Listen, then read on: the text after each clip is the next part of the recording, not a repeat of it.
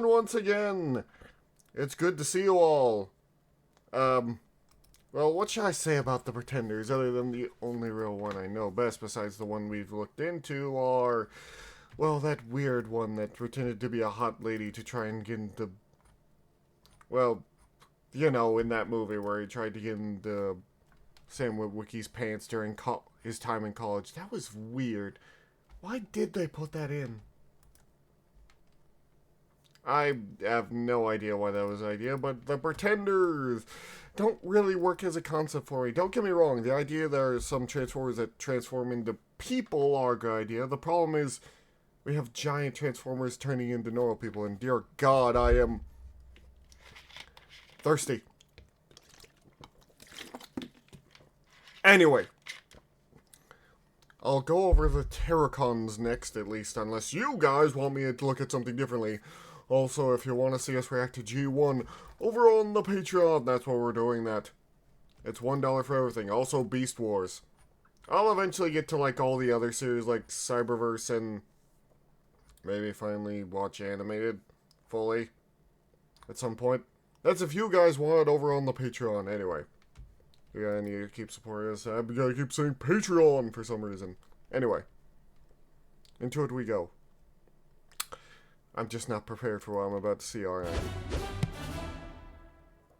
In 1988, the Transformers franchise was searching for new ways to innovate. In its fifth New year, gimmicks. a robot simply turning into a car or a jet wasn't exciting enough anymore, and new types of gimmicks and play features had begun to take hold.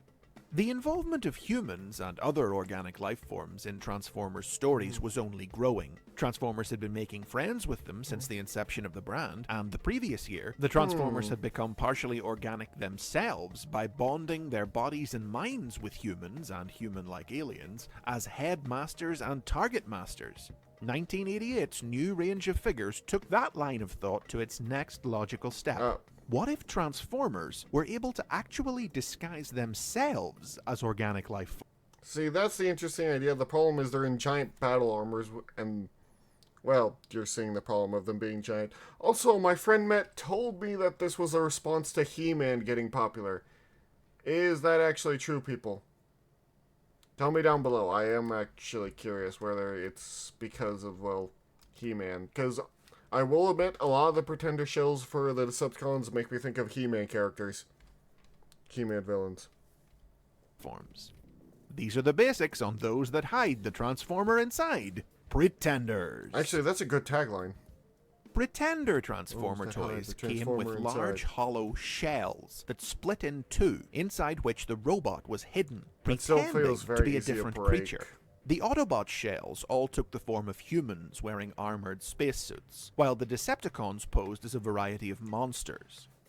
When the Transformer was removed from inside the shell itself could be reassembled, essentially giving kids two action figures in one. And the robots within did still transform, of course, but the need for them to fit inside the shells resulted in rather homogeneous, slender robot designs with very abstract vehicle modes.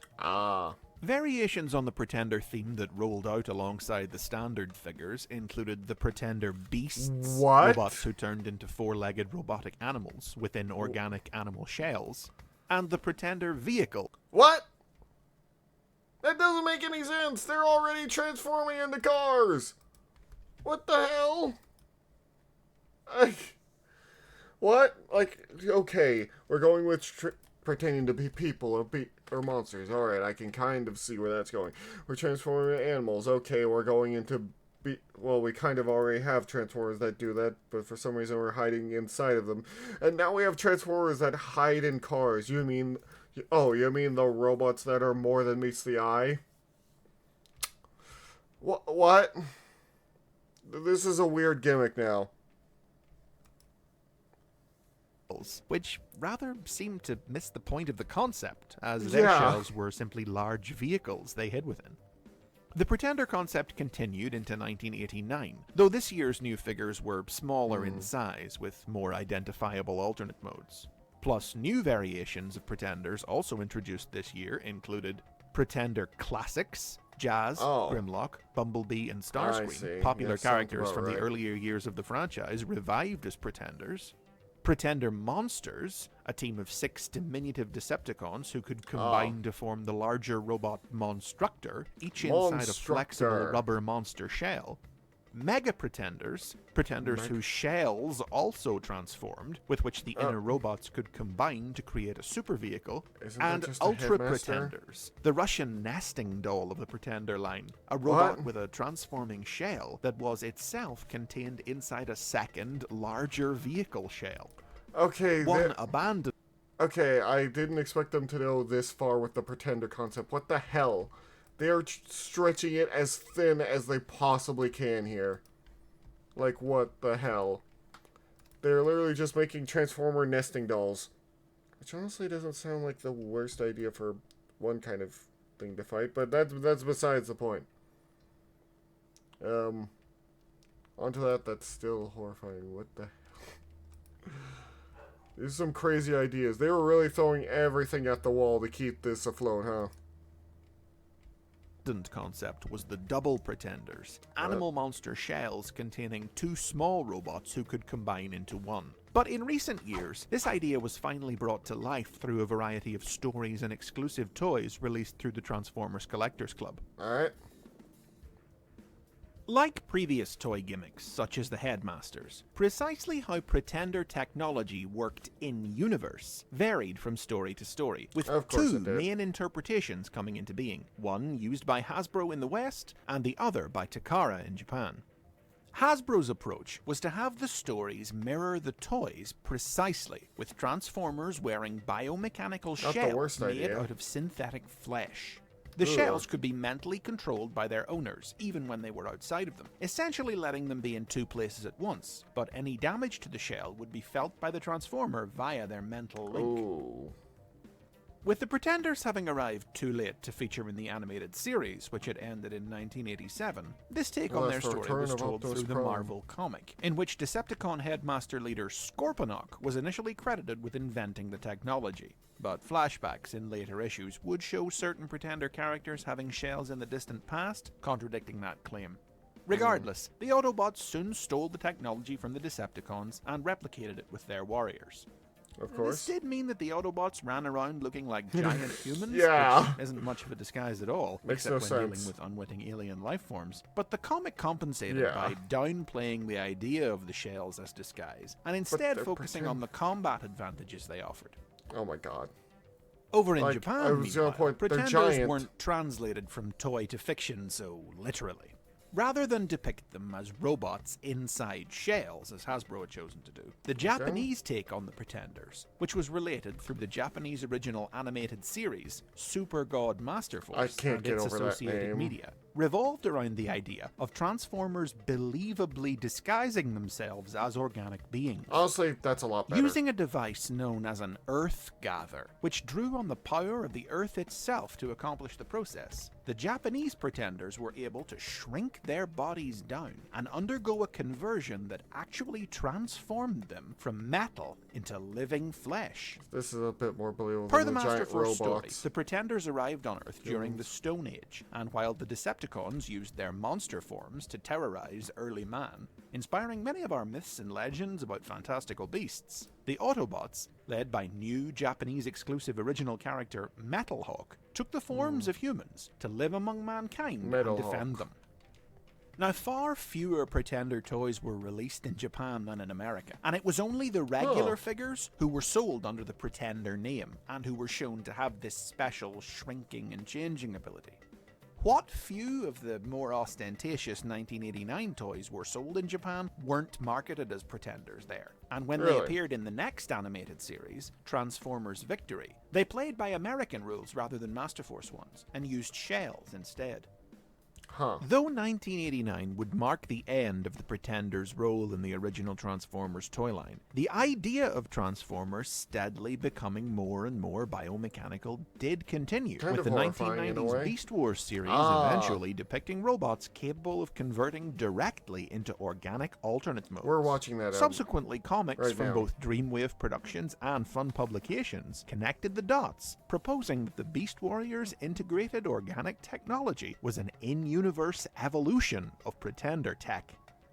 Outside of this, as one of the stranger gimmicks of the Generation 1 era, the presence of Pretender technology in Transformers lore has been limited in the 30 years following its introduction. Not that surprising. Thanks to the Marvel comic, certain Pretender characters, like the skeletal samurai Bludgeon or the Matrix-coveting Mega Pretender Thunderwing, became cult favorites and would return in future series in non-Pretender forms. But the Pretender concept itself has seen only limited use in modern media, in ways as varied as the original Hasbro and Takara takes were. IDW Publishing's comic books, for example, followed the Marvel lead, essentially ignoring the idea of Pretenders as a form of disguise, and focusing instead on the benefits of a power-enhancing armored shell. In this version of events, Pretender shells were invented by Thunderwing as a form of protective symbiotic carapace that he hoped would allow the Transformers to survive the coming of a cataclysm which he foresaw would devastate Cybertron. Unfortunately, when a disgusted Megatron shut down his experiments, Thunderwing tested the process on himself and was turned into an unhinged monster who wound up causing the cataclysm he had feared. In the present day, Bludgeon and his followers tried to revive the technology, but the still-flawed process wound up trapping Bludgeon inside an immobile shell. It would later be perfected by the Autobots, who used it to shield their bodies from the decaying effects of the parallel world known as the Dead Universe. The 2009 live-action movie, this is Revenge the of one the I was Fallen, thinking on the about. other hand, took the opposite route, focusing on the disguise aspect, doing away with shells entirely, and featuring a Decepticon Pretender with a Beast Wars style. This was weird. I'm glad they cut out that part.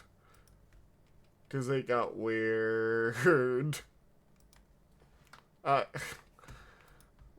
don't know what... I'm gonna have to rewatch those, aren't I, for Patreon, aren't I? Oh, God. I've only watched, like, the first... No, wait, I got to Dark of the Moon, didn't I?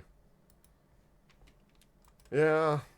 There's, like, 5 of those movies, isn't there? 5 of those movies, aren't there? Well, that's going to be my suffering at some later point, but, you know. Style integrated organic alternate mode, who could literally transform into a human. Under the alias of Alice, this undercover Decepticon menaced Sam Witwicky at college, with some on-the-nose dialogue alluding to her true nature as a pretender early on. What? So how about tonight you pretend I'm your girlfriend, and I pretend that you're my boyfriend? At the script stage, her human form was going She's to like be a justified Terminator. as the result of the Decepticon simply scanning a theme park's animatronic Alice in Wonderland figure. But this didn't make it into the film, and stories in ancillary media explored the character a little more, revealing she had impersonated other actual humans over the years. But that's all just in media. It's taken until right now, 30 years later, for Pretenders to make a return to toy store shelves as part of the Power of the Primes toy line. This new range of figures reinvents several of the original Pretender characters as Prime Masters, tiny robots infused with the power of the original 13 Primes. Prime Masters can connect to other Transformers and share those powers with them, which makes them prime targets for any bot seeking to increase their strength. So to keep themselves hidden, the Prime Masters don so-called decoy armor, their Pretender shells, which can also convert into weapons. It's an for interesting larger way to bots do the wield. Pretender gimmick, We at might least. see some Prime Masters in the Power of the Primes cartoon when it premieres later this year, but based on the way these cartoons have been going so far, I wouldn't put any money on it. Then again, you know what they say about Pretenders.